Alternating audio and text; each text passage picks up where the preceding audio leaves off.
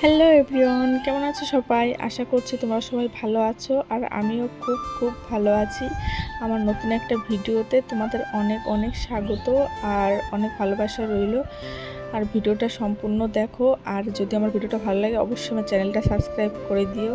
তো দেখো, আমার ব্রেকফাস্ট করে নিয়েছিলাম সকালবেলা। ব্রেকফাস্টে ছিল গোলা রুটি আর আলুর চচ্চড়ি। এটা কে কে তোমরা ভালো খাও তাহলে বলো, আমার খুবই ভালো লাগে। আর এদিকে আমি করে নিয়েছিলাম যেটা আমার রেগুলার মশলা, সিক্রেট মশলা তোমরা বলতে পারো। আর এদিকে তোমার দাদাভাই বাজার থেকে চলে আসছিল, তো সে তো কী কী সবজি নিয়ে আসছে আমি সেটাই দেখছিলাম।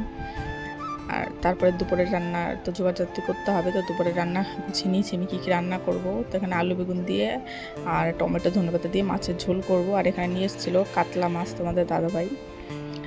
আর হচ্ছে মাছটা আমি ভেজে নিয়েছি, মাছটা ভাজাও আমার হয়ে গেছে দেখতে দেখতে। আর আমি রেসিপিটা শেয়ার করছি না, এমনি জাস্ট দেখাচ্ছি কী করে আমি রান্নাটা করি। আর এখানে আমি সবজিটা করে নিলাম, তরকারিটা আমার হয়ে গেছে। আর তারপরে দেখো এখানে করেছিলাম চাল কুমড়োর ঘন্ট, এটা খেতে দারুণ লাগে, মাছের মাথা দিয়ে করেছিলাম।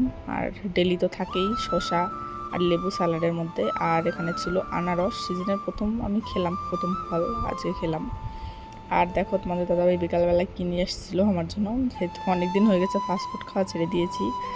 তাও নিয়ে আসছিলো তোমাদের দাদাভাই, যেহেতু আমার ফেভারিট খুবই। তোমাদের অনেকেরই হয়তো ফেভারিট হবে এটা।